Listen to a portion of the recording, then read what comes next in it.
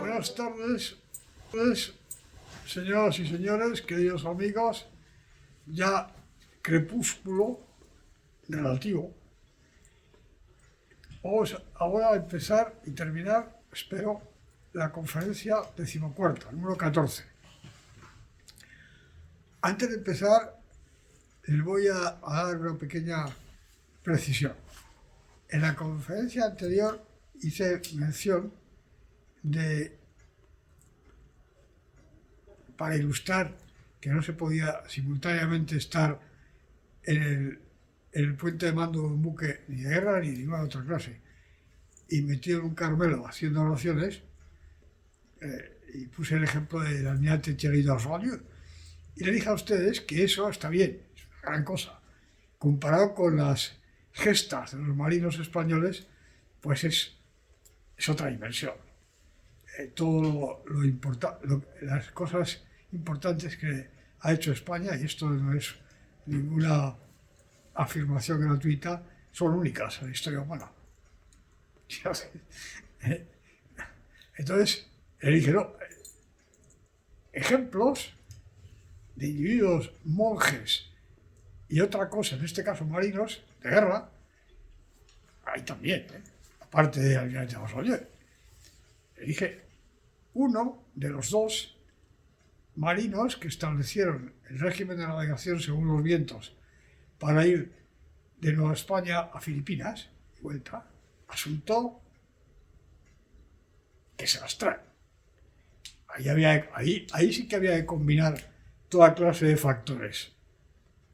Y además, en aquella época, había dos. Uno era, los dos aquí guipuzcoanos, además. Uno era Legazpi y otro era Urdaneta. El monje era Urdaneta, que además, según me dicen aquí en la administración y jefatura del canal, que son una especie de enciclopedia viva, este señor era agustino. La orden de Lutero y también la orden que en estos momentos está en el monasterio del Escorial, padres agustinos. Entonces este monje agustino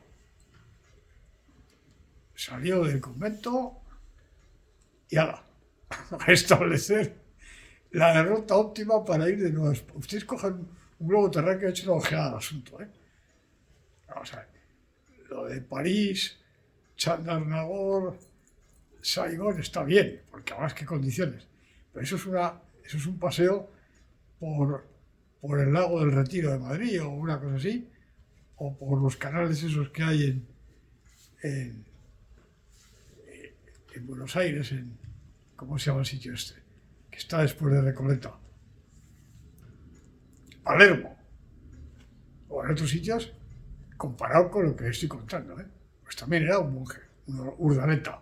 Bueno, ahora, según le dije a ustedes al término de la sesión anterior, ya hemos acabado con la escasez, ahora seguimos todavía en el lugar de lo denominado por la palabra económico en la formación proyectiva y desarrollo de la acción personal. Estamos ahí todavía. Hay dos temas que podía perfectamente no tratar, pero que voy a tratar porque son fundamentales, o son muy importantes. Y es economicidad y económico en relación con dos cosas, dos temas. Uno, el concepto de mejor, ir a mejor, que vamos a sintetizar con una palabra un poco aséptica y pretenciosa, y también les voy a decir a ustedes por qué voy a usar eso, que es optimalidad. Y el otro tema es racionalidad. Entonces, tenemos que examinar qué relación hay entre economicidad y optimalidad de la acción, por una parte, en primer lugar, y por otra, y en segundo lugar, economicidad y racionalidad. En este caso, racionalidad del sujeto agente, del ser humano. Bien. ¿Por qué considero que debo exponer elementos esenciales de ese tema? Bueno, pues porque para empezar, son de sentido común. Preguntarse si los haces de planes adoptados sucesivos son en algún sentido, vamos a ver todo eso detenidamente, buenos o los mejores posibles, es una pregunta natural. Y en segundo lugar, si esos planes tienen alguna relación con una cualidad humana que se supone que se da, que es la racionalidad de las cosas, que las cosas sean racionales, pues también parece ser que es algo importante. Eso de entrada. Pero es que además, si fuese poco, en los textos de teoría económica y en los textos, en los manuales, desde luego, y en multitud de publicaciones, se habla de racionalidad y de optimalidad. La optimalidad, esas son las dos razones principales. La primera, porque debe ser hecho, y la segunda, porque los que han estudiado teoría económica se van a encontrar esto seguro. Racionalidad limitada. Bien. Vamos a tratar los dos temas. Primero, el de la optimalidad, y el segundo, el de la racionalidad. ¿Por qué la palabra optimalidad? Optimalidad es óptimo, es mejor. Bien. Hay un concepto en un tipo de construcciones teórico-económicas que es el tipo neoclásico, al que ya me referí en una ocasión, y al que me voy a referir en más ocasiones, y en la parte 2b, vamos a analizar eso a fondo, entre otras cosas. Pues en ese contexto, que es en estos momentos en muchísimas universidades y luego en España, el dominante y cuasi exclusivo, no lo ha sido siempre, pero ahora sí. Pues ahí hay un concepto que es el concepto de optimalidad, referido directamente a un estado de la economía entera. ¿Este estado es óptimo? Bien. Eso tiene una implicación sobre el estado de cada uno de los agentes, utilizando los términos neoclásicos, que participan en la economía. Bueno, por eso digo lo de optimalidad. Bien, ¿a qué nos referimos con optimalidad? Nos referimos a si los haces de planes adoptados son los mejores haces posibles. Y si en la secuencia de haces de planes que va adoptando el sujeto, ¿se va a mejor o no se va a mejor o qué? Lo de la racionalidad, pueden ustedes de momento tener en la cabeza el uso general de la palabra, una cosa racional, pero esto tiene más trámite analítico. Bien, así que vamos a tratar un tema y otro. Vamos a utilizar la metodología uniforme. Primero vamos a ver si tiene alguna relación con economicidad y a continuación vamos a ver categorías descriptivas de casos posibles que pueden ustedes, cuya existencia en el mundo real pueden ustedes constatar de inmediato, que les pueden servir a ustedes para aprender la realidad. No obstante, antes de tratar ambos temas, voy a traer un recordatorio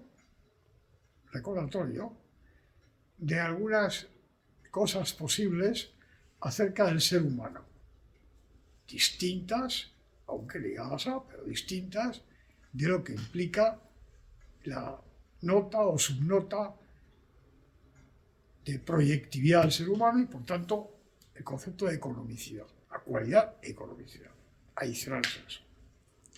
Recuerden ustedes que en la sesión anterior recordé que como cada ser humano, cada sujeto, organice el haz, decida qué fines adopta, qué medios o qué acciones va a adoptar para llegar a su objetivo, eso es otra cuestión, que cabían todo tipo de cosas. Ahora voy a referirme a eso en particular, para refrescar la mente con algunos elementos de eso que nos van a ser muy útiles cuando a continuación tratemos optimalidad y racionalidad.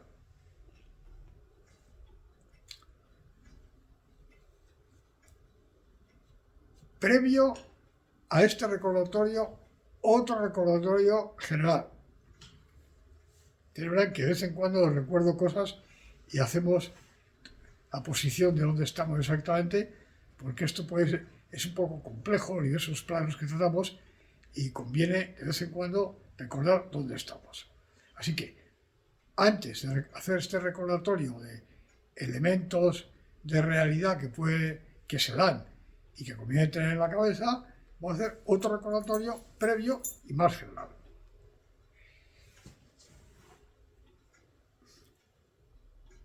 Una nota, rasgo o posibilidad empírica del ser humano, por ejemplo, el ser humano se puede equivocar. El ser humano tiende o propende a intentar mejorar. Los ensamblajes pueden tener contradicciones internas. Todo ese tipo de cosas y otras muchas más, como ahora vamos a ver, son afirmaciones relativas a la posibilidad a priori y o a la efectiva ocurrencia, por tanto son posibles, de rasgos, situaciones, etcétera, del ser humano. Cada una de ellas. Variadísimas. Bien. Yo estoy a ese nivel. Ahora bien, y aquí viene la esencia del recordatorio preliminar. Cada una de esas cosas que se dicen, esas afirmaciones, cobra una función, primero, de aprehensión de la realidad, segundo, para fines teóricos, para intentar comprenderla, que puede ser sumamente distinta, la misma afirmación, según esté inserta en una concepción completa de ser humano o en otra. Hemos quedado ya hace tiempo que a las concepciones del ser humano les vamos a denominar antropologías. Una misma información, una misma afirmación, por ejemplo, acerca de la falibilidad del juicio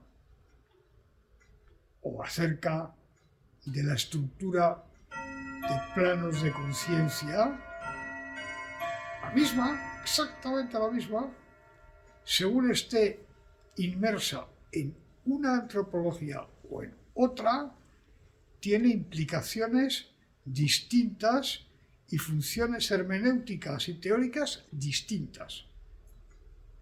Puede tener, y frecuentemente tiene.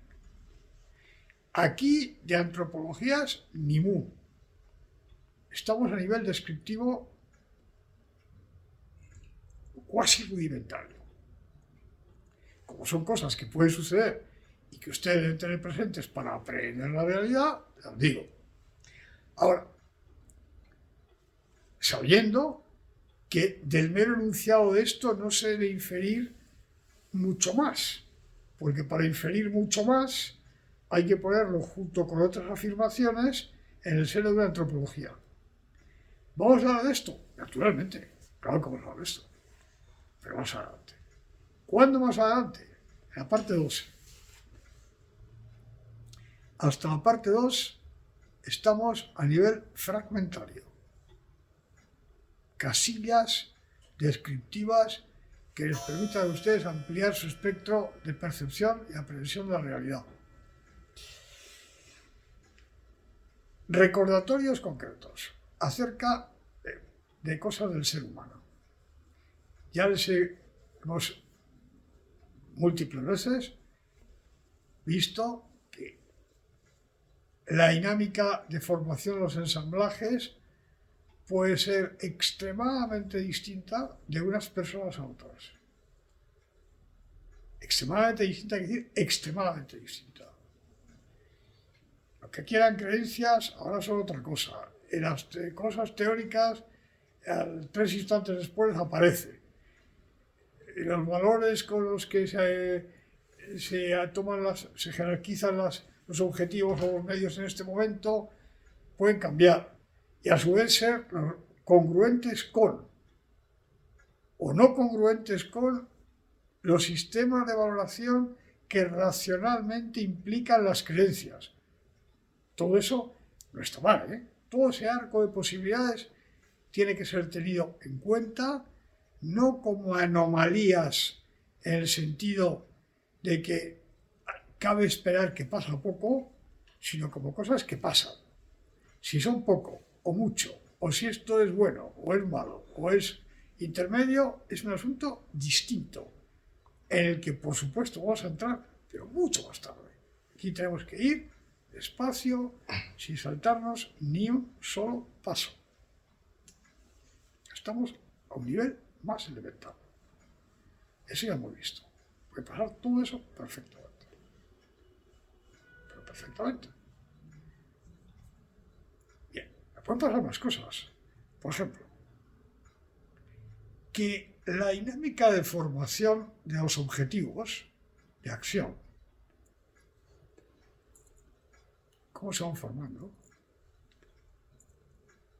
tenga características cualitativas distintas de un ser humano a otro, incluso para el mismo ser humano en diferentes momentos de su vida.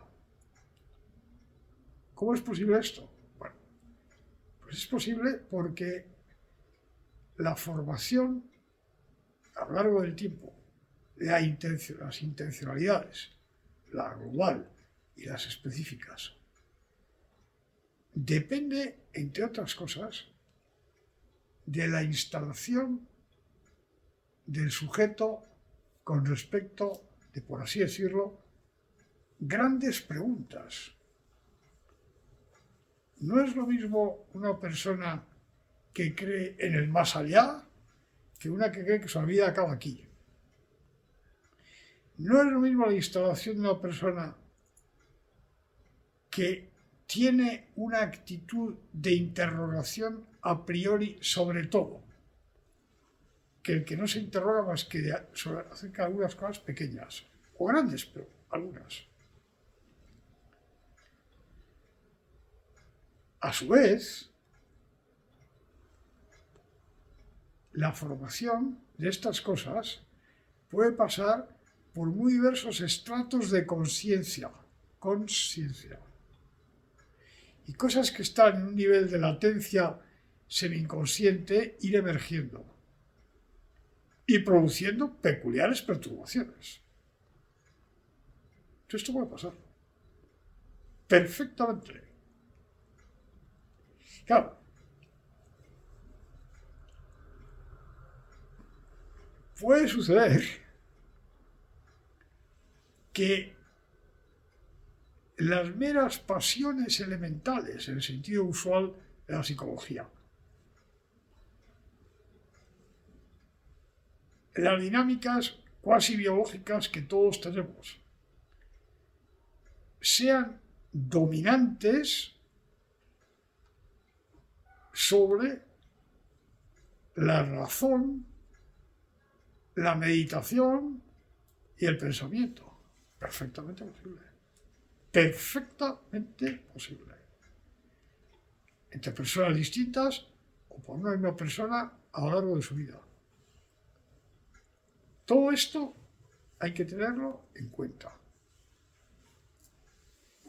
Por ejemplo, es perfectamente posible, y en estos momentos históricos es una nota sociográfica particularmente importante,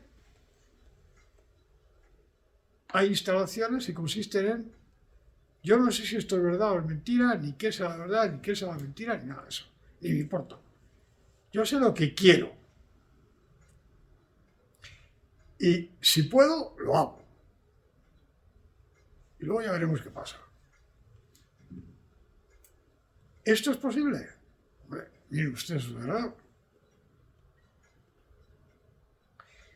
Es posible, y son posibles, instalaciones personales en virtud de las cuales mi cobertura de acción incluye más o menos al otro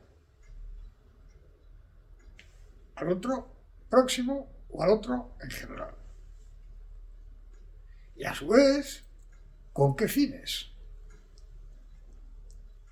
Si para utilizar como instrumento al otro o para ponerme a su servicio.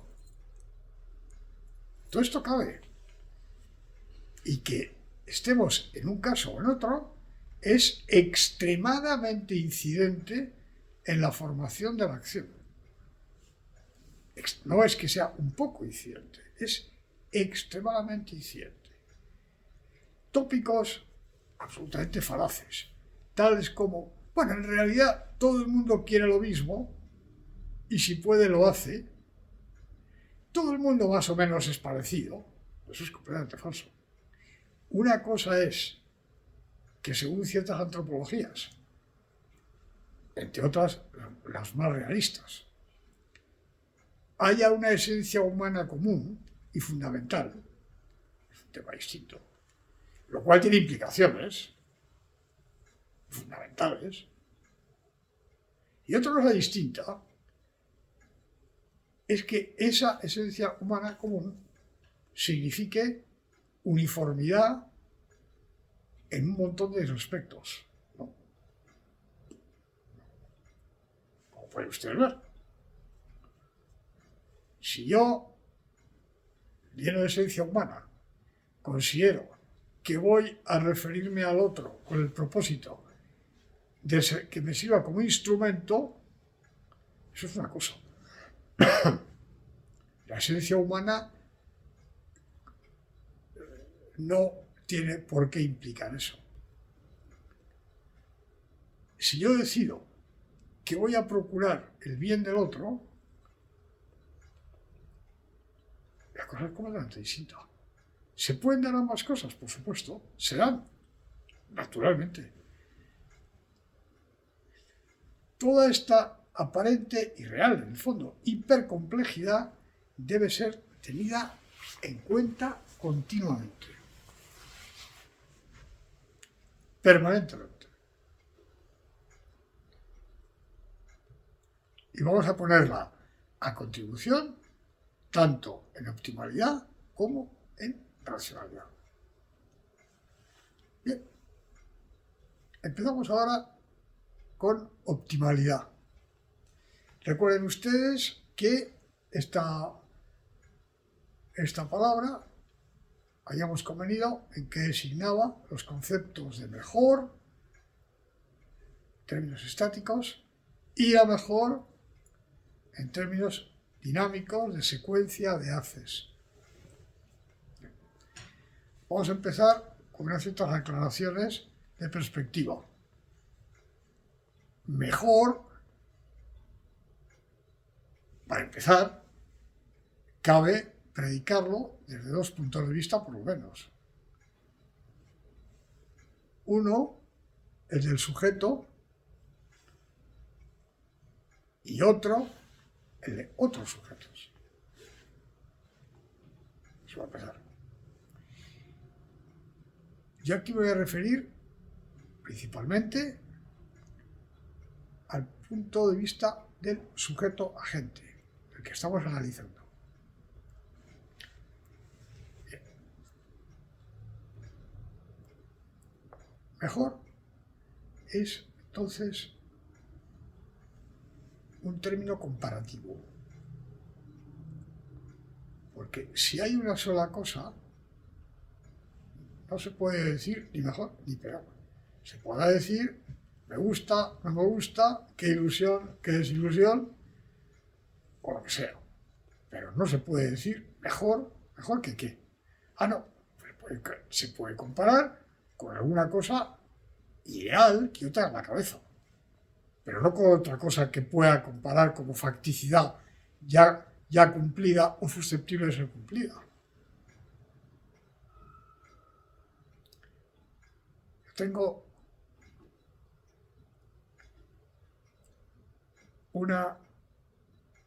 yo voy invitado, bueno, voy a un hotel de medio pelo.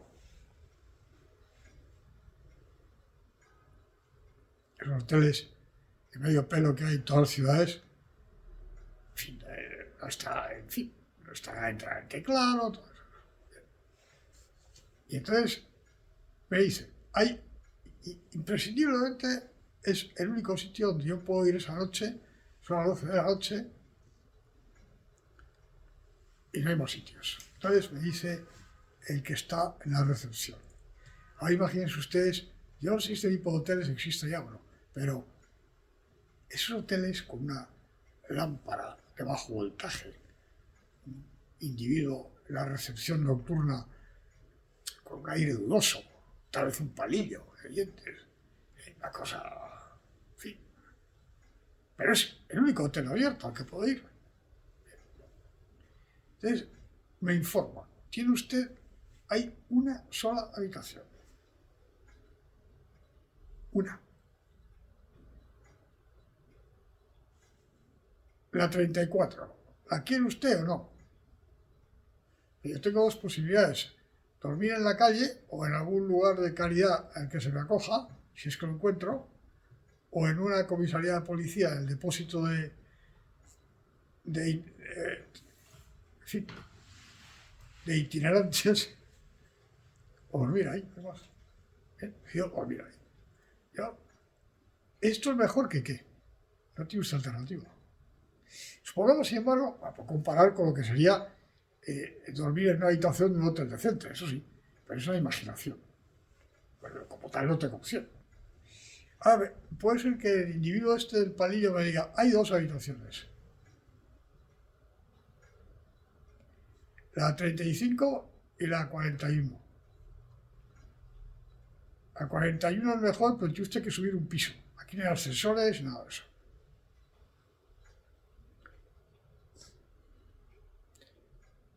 Puedo establecer un término de comparación. Real, empírico, accesible. Una u otra. Voy a mejor. Al día siguiente encuentro una habitación en un hotel decente. He ido mejor.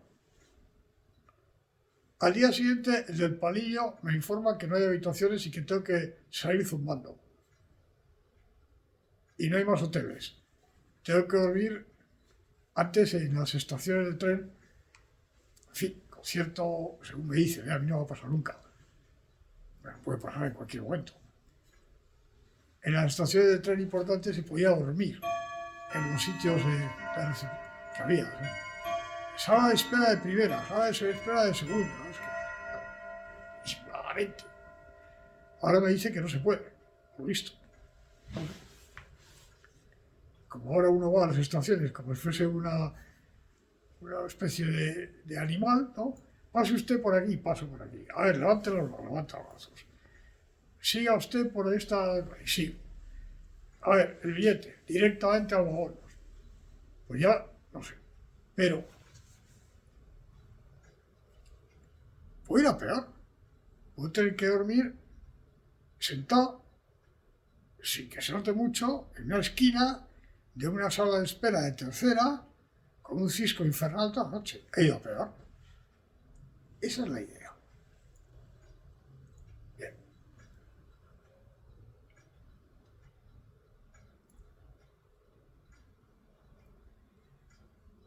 Economicidad implica de suyo y en sí mismo algo acerca de eso. Es decir, economicidad implica de suyo que ese haz adoptado es el mejor haz que podría haber adoptado desde mi punto de vista. Ahora vamos a contestar. Vamos a examinar la pregunta. Economicidad implica de suyo, sin más aditamentos, que la secuencia de haces de planes que voy adoptando conduce a estados mejores para mí. Examínese. Primera cosa, la estática. Obviamente no. De suyo, no. Porque puede suceder, y aquí echamos mano del recordatorio, pero perfectamente, hay una dificultad, no sé, la más mínima, que yo no haya acertado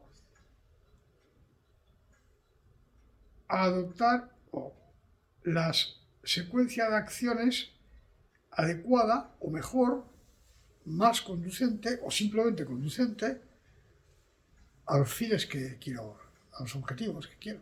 Perfectamente. Perfectamente. ¿Podría mejorarse?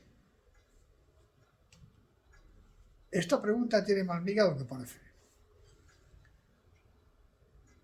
En la próxima iteración probablemente sí. Para eso está el consejo, las compañías de consultoría para las empresas, suponiendo que eso funcione bien, que yo no sé. Aparecen los ejecutivos de la empresa Colmena del Caribe Social Anónima. Entonces, nosotros creemos que tenemos que algo no funciona bien en Colmena del Caribe, porque claro, hemos notado que con menos miel, entonces, unos consultores que se supone que tienen especiales conocimientos de esos temas, le dicen, bueno, vamos a estudiar el caso. Trae usted los documentos y todo eso, vamos a estudiar. Tal. Pues sí, puede usted mejorar su flujo de caja y su cociente de no sé qué. Y además, hay dos etapas aquí que querían ustedes cambiar. Y con esto van a obtener ustedes. ¿Ustedes qué querían? Beneficios, bueno, probablemente, beneficios. Menos responsabilidades a terceros. Tal. Ha mejorado con respecto a lo que querían. Pero pasa todos los días. Ahora bien, ¿por qué tiene miga la preguntita? Porque en parte se refiere a eso, pero en parte no. ¿A qué se refiere? Oiga, un momento. Yo ahora, sin que venga la consultora, ni el consejo de un amigo, o de un sabio, o de quien sea, ¿podría hacerlo mejor? Esa es la pregunta. Bien, la respuesta a esa pregunta de suyo no tiene relación lógica con economicidad. Sí tiene relación lógica con cómo sea el ser humano, además de proyectivo. Si ustedes se ponen a pensar, verán que es perfectamente posible que yo, tratando de hacerlo mejor, no lo haga como podría haberlo hecho. Podría, pero no podía. Y por tanto, cabe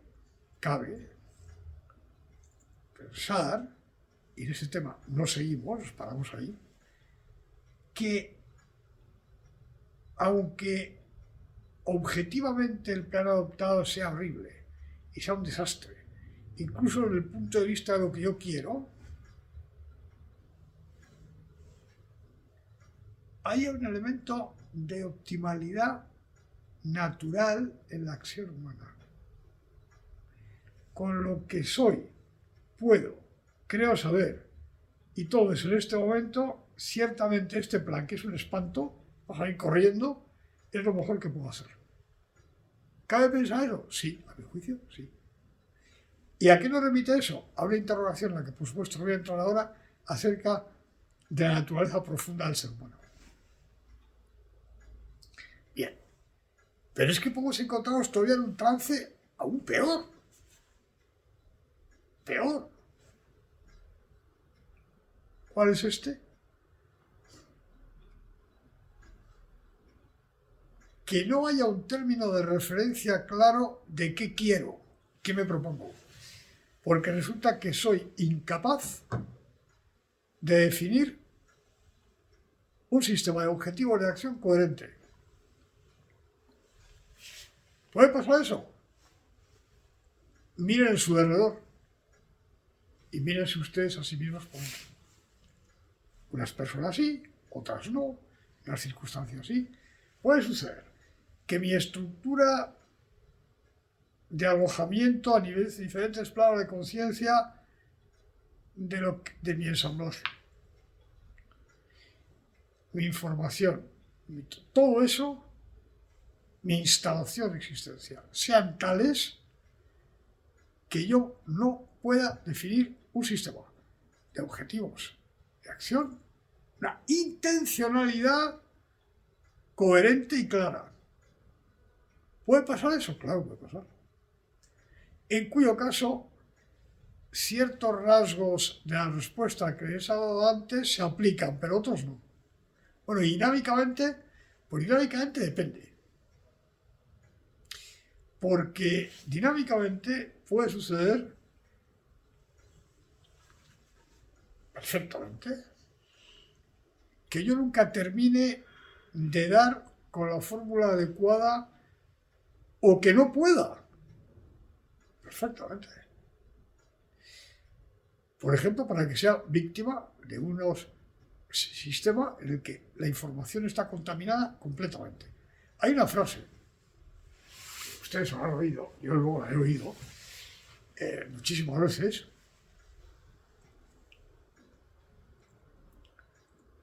son este tipo de frases, claro, estas frases son peligrosísimas, ¿no? Pues están bien para una tertulia así sin mucho compromiso.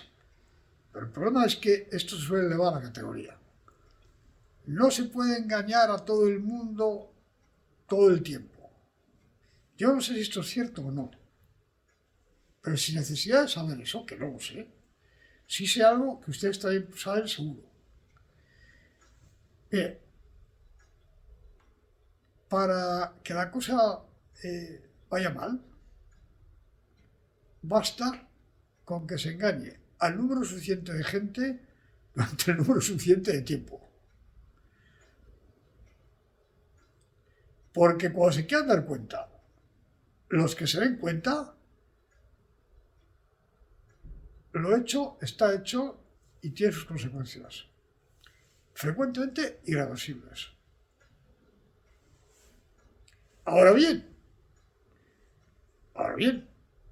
puede perfectamente suceder que haya situaciones, instalaciones personales, contenidos de ensamblaje que permitan una secuencia razonablemente calificable de ir a mejor. ¿Cabe? Claro que cabe. ¿Se ven casos? Se ven.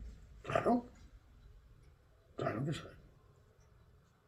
Todo el mundo aprende. Falso. Completamente falso. Primero, hay aprendizajes positivos y negativos. Positivos y negativos. En algunas condiciones el aprendizaje es dificilísimo. Porque el aprendizaje tiene que ver con hábitos, virtudes, instalaciones personales, dinámicas culturales, dinámicas informativas, multitud de cosas. Puede haber personas y grupos de personas que en determinadas condiciones que duran bastante, estén como pluma al viento, como en la ópera esa italiana. Pluma al viento. Hoy esto, mañana lo otro, al día siguiente lo de más allá. Perfectamente posible. Y hay situaciones en las cuales claramente se va a mejor. Así que, en este segundo caso, la dinámica negativa es lo mejor que puede hacer el sujeto.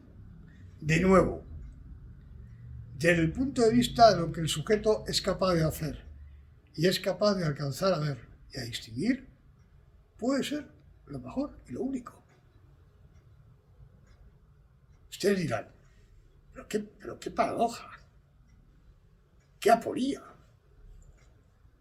qué siniestra situación. O sea,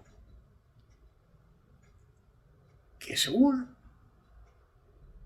todos estos elementos, cómo sea la persona, su instalación en el momento, etc., lo que como mejor es capaz de hacer en cada momento sea malísimo. Sí, claro que es mejor, puede pasar. Perfectamente. Perfectamente. Ahora, observen ustedes la cantidad de elementos concurrentes.